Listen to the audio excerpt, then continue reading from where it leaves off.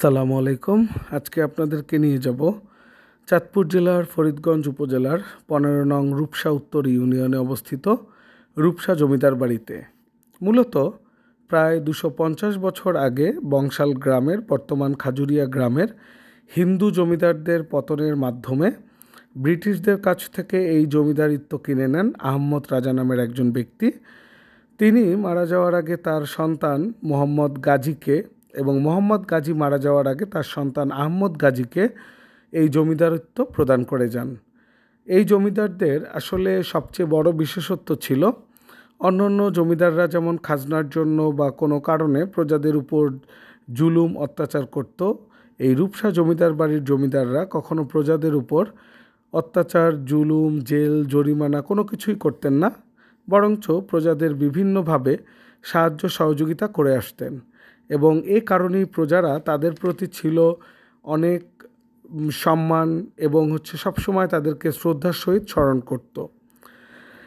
দেশের অন্যান্য জেলার বেশিরভাগ জমিদার বাড়ি যেখানে অযত্ন অবহেলার কারণে নষ্ট হলে বা ধ্বংস হলেও অনেক জায়গায় হয়ে গিয়েছে, কিন্তু এই জমিদার বাড়ি সম্পূর্ণ ব্যতিক্রম। এই জমিদার বাড়িটি আগে যেমন ছিল এখন পর্যন্ত ঠিক তেমনি আছে। এই জমিদার বাড়িতে প্রবেশের জন্য সর্বপ্রথম চোখে পড়বে সুবিশাল একটি গেট। গেটে কারুকাজ বা নকশা করা আছে। ঢুকার পরে ডান দিকে পাওয়া যাবে একটি মসজিদ, যে মসজিদে প্রাচীন নিদর্শন অনেক কিছুই করা। বাম দিকে পারিবারিক কবরস্থান, যেই কবরস্থানের মধ্যে রাজা থেকে শুরু করে তাদের তৃতীয় প্রজন্ম এবং তাদের স্ত্রীগণ, তাদের সন্তান থেকে শুরু করে সকলকে এইখানে সমাধিস্থ করা হয়। তাছাড়া আরেকটু সামনে এগিয়ে গেলে বিশাল শান বাঁধানো পুকুর পাওয়া যাবে এবং তাছাড়া ভিতরে আরেকটি কাছারি ঘর রয়েছে। জমিদারদের বসবাসের জন্য দোতলা একটি সুবিশাল রাজপ্রাসাদ এবং সেই রাজপ্রাসাদের পরে পিছনের দিক দিয়ে গেলে পাওয়া যাবে বাসযোগ্য বা ব্যবহারযোগ্য একতলা করে আরও দুটি ভবন। শুধু তাই না, এই বর্তমানে এই রাজার বাড়িটার একটি কক্ষ ভূমি উন্নয়ন অফিস হিসেবে ব্যবহৃত হচ্ছে। আর তাছাড়া ভিতরে যে আসবাবপত্র বা তৈজসপত্র ছিল সেগুলো এখন পর্যন্ত আগের মতোই সুন্দর করে সাজিয়ে গুছিয়ে সংরক্ষণ করে রাখা হয়েছে।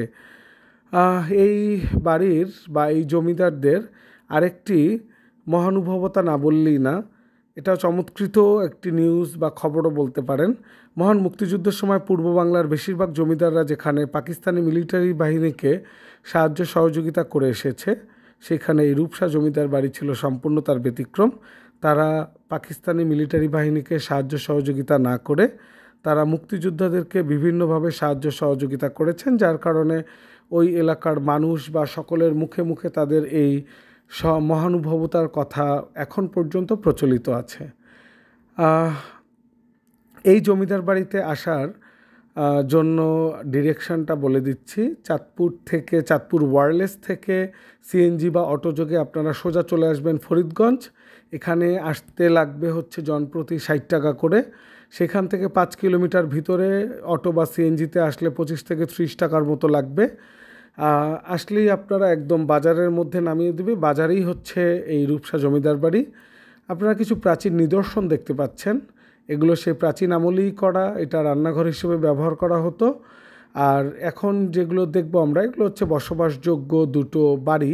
এই বাড়ির মধ্যে এবং পাশেই আছে ছোট্ট আরেকটি কাচারি ঘরের মতো, যেখানে অনেক সময় মেহমান আসলে বা প্রজারা অনেক সময় বিশ্রাম নিত।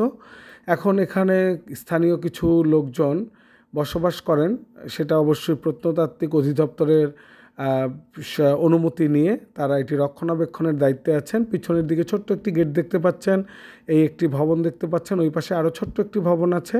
যাই হোক, আশা করি আপনারাও এটি ভ্রমণ করবেন। সকলে ভালো থাকবেন, সুস্থ থাকবেন।